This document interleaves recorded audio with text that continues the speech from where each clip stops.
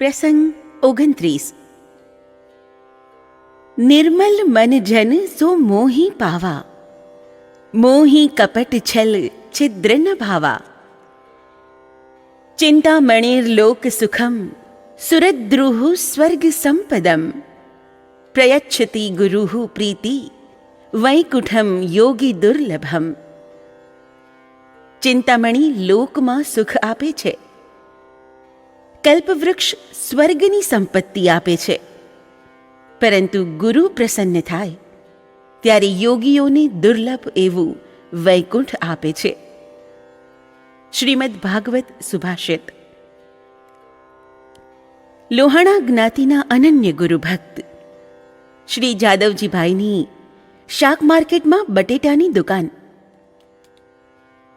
એમની દુકાને જઈને છોકરાઓ જય સિયારામ કહે એટલે એ ધર્મપરાયણ આત્મા બદલામાં છોકરાઓને પીપરમિન્ટ અથવા મીઠા કાજુનો દાણો આપે.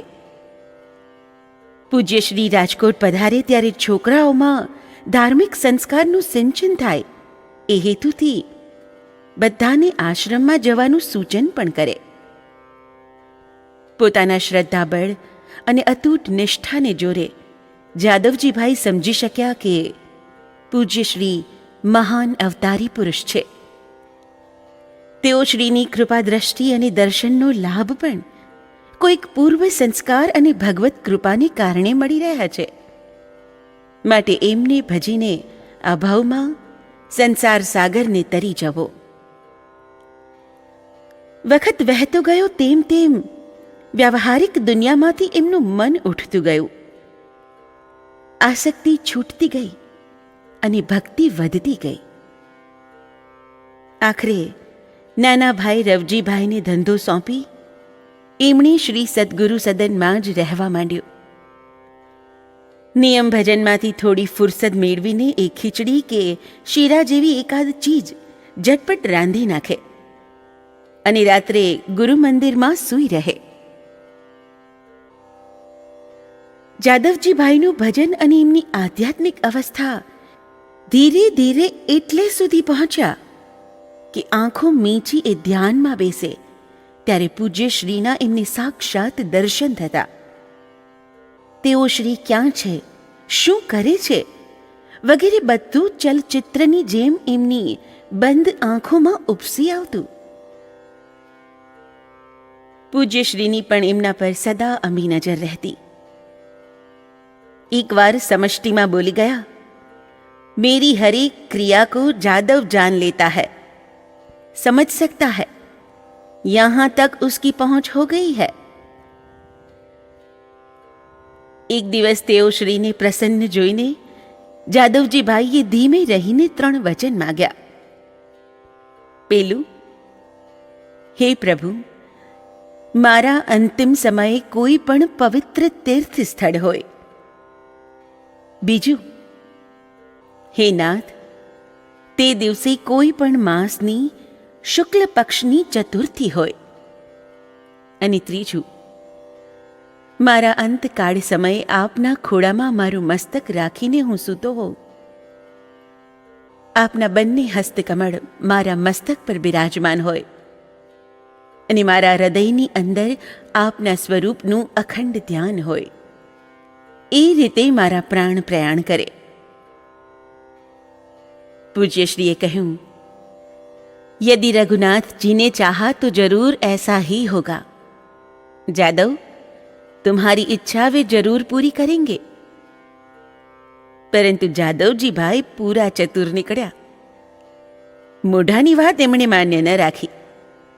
બધા વચન એક કાગળમાં લખીને એમણે વિનંતી કરી, આ પત્રમાં આપની સહી કરી આપો બાપુ, એટલે પત્યું. અનન્ય ભક્તોની ભક્તિને વશ બનતા શ્રી ગુરુદેવ શું શું નથી કરતા. જાદવજીભાઈ પાસે પૂજ્ય શ્રીએ નમતું જોખ્યો અને સહી કરી, રણછોડદાસ. પત્ર જાદવજીભાઈએ જીવની જેમ જાળવી રાખ્યો. વર્ષો વીતવા માંડ્યા. એક દિવસ ટીબી જેવી અસાધ્ય બીમારીમાં જાદવજીભાઈ સપડાયા. એ પવિત્ર આત્માએ સમજી લીધું કે પ્રયાણ આડે હવે બહુ ઓછો સમય રહ્યો છે. શરીરમાં અશક્તિ ખૂબ આવી ગઈ હતી, છતાં પંચકેશ વધારી મૌન રાખી એ વધુ ભજન કરવા લાગ્યા. આખરે અંતકાળ નજીક આવ્યો જાણી બે ભક્તોને સાથે લઈને એ પૂજ્ય શ્રી પાસે ચિત્રકૂટ આવ્યા. એ લોકો પહોંચ્યા તે પહેલા પૂજ્ય શ્રી તો સર્વેત્ર સુખિનઃ સંતુ સર્વે સંતુ નિરામયાઃ સર્વે ભદ્રાણી પશ્યન્તુ મા કશ્ચિત દુઃખમાપ્યુનાદ. આ શ્લોક બોલી 1 મહિનાનું કાષ્ઠ મૌન લઈને ગુફામાં બેસી ગયેલા. ચિત્રકૂટમાં રહેલા ભીમજી બાપાએ સમાચાર આપ્યા. સૌ અવધિ પૂરી થવાની શાંતિપૂર્વક રાહ જોવા લાગ્યા. એ સમયે કુંડ પર હરિદ્વારથી એક સંન્યાસી આવેલા.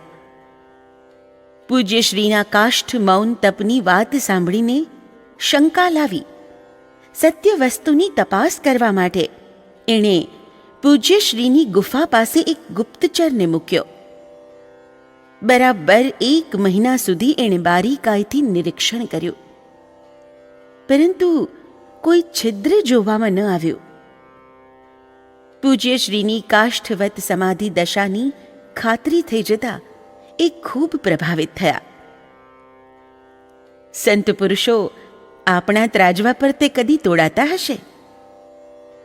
શ્રીરામ મહાયજ્ઞ અને નેત્રદાન યજ્ઞ જેવા પરમાર્થ કાર્યમાં અદ્ભુત સફળતા પ્રાપ્ત કર્યા છતાં આવું મહાન કાર્ય મેં કર્યું એવા અહંકારથી અથવા એની ફલેચ્છાથી નિજ સ્વરૂપને દૂર રાખી રાત દિવસ કર્મરત રહીને એક નિષ્કામ કર્મયોગીનું શ્રેષ્ઠ ઉદાહરણ પૂરું પાડ્યા પછી એ જ ચિત્રકૂટમાં 1 મહિનાનું કાષ્ઠ મૌન લઈને કર્મ સંન્યાસીની અતિ મહત્વની સમાધિસ્થ મુશ્કેલ અવસ્થામાં પણ તેઓ શ્રી એવા જ સર્વશ્રેષ્ઠ સાબિત થયા. કર્મયોગીની ભૂમિકા વખતે એ કર્મોમાં જ ઓતપ્રોત રહેવા છતાં માનસિક શાંતિ એમણે કદી ખોઈ નહીં.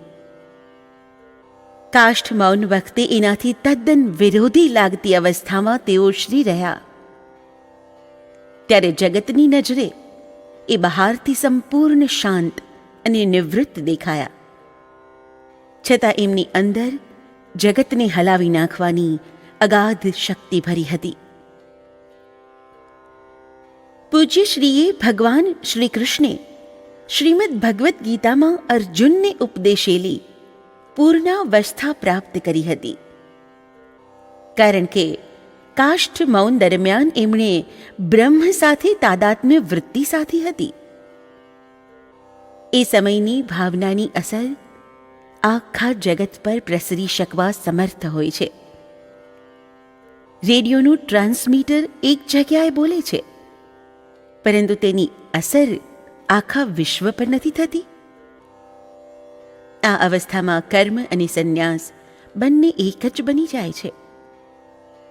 પૂર્ણ કર્મયોગ એ જ સંન્યાસ અને પૂર્ણ સંન્યાસ એ જ કર્મયોગ બની જાય છે. પૂર્ણાવસ્થામાં જગતને બહારથી પોતાની જેવી દશા દેખાતી હોય તેવી આંતરિક અવસ્થા ન હોય. આ અવસ્થાને આચરી બતાવીને પૂજ્યશ્રીએ બંને યોગનું જગતને પ્રત્યક્ષ દર્શન કરાવ્યું. ભાદરવા સુદ બીજને દિવસે નિશ્ચિત સમયે દ્વાર ઉઘડ્યા. પૂજ્યશ્રી બહાર પધાર્યા. જાદવજીભાઈ સહિત બધાએ ભાવપૂર્વક વંદન કર્યા. કાષ્ઠ મૌન તપની સમાપ્તિના ઉપલક્ષમાં ગામડાઓમાંથી કેટલાય ભક્તો આવેલા. પારાવાર ભીડ હતી. તેઓ શ્રી શાંત ચિત્તે બધું જોતા રહ્યા.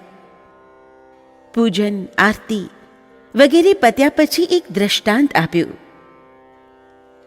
काष्ठ मौन में ऐसी कौन सी विशेषता है जो आप सब लोग इतना कष्ट उठाकर यहां आए हैं? सुनो, अरब देश से एक बार एक आदमी व्यापार करने के लिए भारत में आया और यहां रहकर व्यापार करने लगा। एक दिन उससे बड़ा भारी अपराध हो गया, जिसके फलस्वरूप उसे दंड का पात्र बनना पड़ा। राजा ने दंड सुनाया, इस आदमी को गद्दे पर बिठाकर देश निकाल कर दो। दंड के अनुसार उसे गद्दे पर चढ़ाकर अरबस्तान लौटाया गया। आदमी ने अपने देश में जाकर कहा, भाई, भारत के लोग तो इतने सज्जन हैं कि अपराधी को भी स्वागत से ही विदा करते हैं। देखो ना, मुझे गद्दे पर बिठाकर विदा दी। अरबस्तान में गद्दे पर बिठाना स्वागत का ही एक रूप समझा जाता है। इसी प्रकार साधुओं के देश में आपका यह पूजन, अर्चन और सत्कार उनके अपमान का प्रकार माना जाता है, और आप लोगों के भाव प्रदेश में आप इसे बड़ा भारी सम्मान समझते हैं।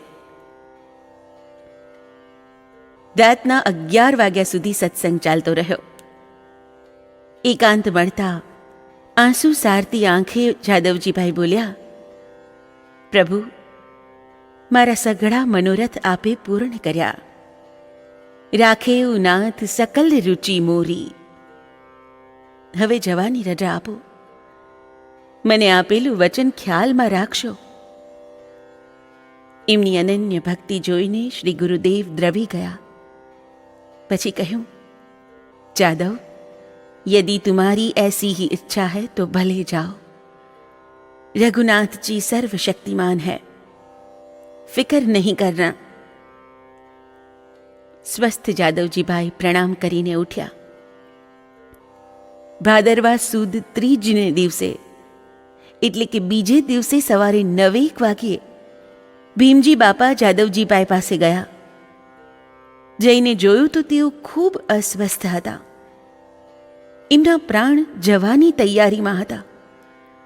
ગભરાઈને ભીમજી બાપા પૂજ્યશ્રી પાસે દોડ્યા. તેઓ શ્રી એ સમયે સંત સમાજમાં પ્રવચન કરી રહ્યા હતા. સમાચાર સાંભળતા સફાળા ઉઠીને જાદવજીભાઈ પાસે આવ્યા અને ચોખ્ખો કરી એમને સાથરે સુવડાવવાની આજ્ઞા કરી. એ પ્રમાણે થયા પછી પૂજ્યશ્રીએ એમનું માથું શ્રીઅંકમાં લીધું અને ભક્તોને બહાર જવાની આજ્ઞા કરી. બહાર ઉભેલાઓને પૂજ્યશ્રીના શબ્દો સ્પષ્ટ સંભળાતા હતા. જાદવ, જાદવ, देखो तुम्हारे सामने कौन खड़ा है जादव, आंखें खोलो. આ જ વાક્યનું 2-4 વખત પુનરાવર્તન થયું. પછી પૂજ્યશ્રીનું મુક્ત હાસ્ય આશ્રમમાં ગૂંજી ઉઠ્યું. થોડી વાર પછી બધાને અંદર બોલાવીને કહ્યું, जादव को पलंग पर सुला दो. वह अभी नहीं, परंतु रात को 8 बजे जाएगा. आज तो साधुओं का भंडारा होने वाला है. महात्माओं को खिलाए बिना जादव कैसे जा सकता है. આટલું કહીને પૂજ્યશ્રી સંત સમાજમાં પધારી ગયા. થોડી વાર પછી તેઓ શ્રી જૂના મંદિરની ઓસરીમાં ગયા. હરિદ્વારવાળા સંન્યાસી ત્યાં બેઠેલા. જાદવજીભાઈની સઘળી હકીકત એમણે સાંભળી હતી. તેથી પૂજ્યશ્રીની સિદ્ધિની પરીક્ષા કરવાને ઈરાદે એમણે પૂછ્યું, કેમ સ્વામીજી, શા સમાચાર છે? आप खुद जाकर देखाइए महात्मा जी. પૂજ્યશ્રીએ ટૂંકમાં બતાવ્યું. જાદવજીભાઈની દશા જોઈ આવીને એ કહેવા લાગ્યા, મહારાજ શ્રી, આપનો શિષ્ય તો કલાક અડધો કલાક માંડ કાઢશે. નહીં, रात्रि को ठीक 8 बजे जादव शरीर छोड़ेगा. દ્રઢ સ્વરે તેઓ શ્રી બોલ્યા. પછી પૂછવાનું હોય. સંન્યાસી તો જાદવભાઈના રૂમ પાસે જ અડ્ડો જમાવીને બેસી ગયા. જાદવજીભાઈ જ્યારે આંખો ખોલતા હતા ત્યારે એમના ચહેરા પર મંદ મંદ સ્મિત સિવાય કોઈને કશું દેખાતું નહોતું. પીડા કે અસંતોષનું કોઈ ચિહ્ન ત્યાં નહોતું. સાંજ સુધી એ પ્રમાણે ચાલ્યું. તે દિવસે ત્રીજ અને ચોથ ભેગા હતા અને ચોથ સાંજના ભાગમાં શરૂ થતી હતી. એટલા ગાળામાં સાધુઓની પંગત પતી ગઈ અને જાદવજીભાઈને પ્રિય એવી શુદ્ધ ચોથ પણ બેસી ગઈ.